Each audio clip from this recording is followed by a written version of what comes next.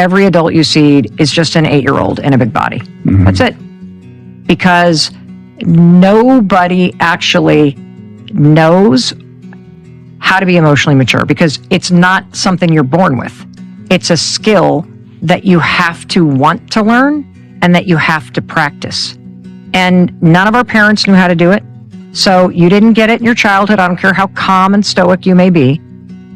Learning how to recognize your emotions and actually feel them and then understand how to process them in a calm manner without, like, again, taking it out on other people.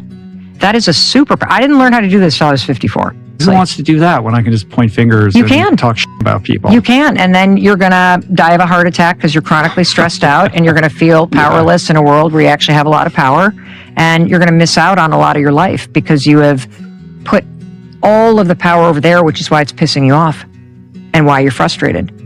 And so I think that this has, in terms of the emotional immaturity, looking at somebody that's 8 years old, especially somebody that has like very challenging behavior, what happens is you don't fear people.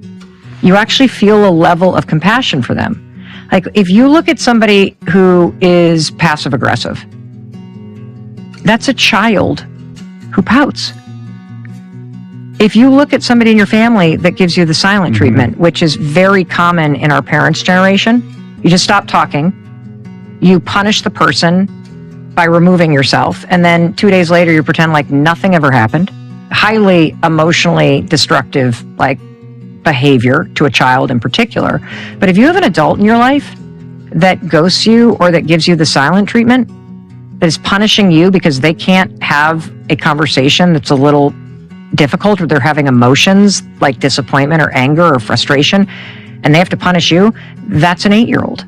That's an 8-year-old who pouts, because an 8-year-old that goes in the corner and pouts, what are they doing? They're overwhelmed with their emotion, so they go away, hoping the adult comes over to soothe them. That's exactly what adults do.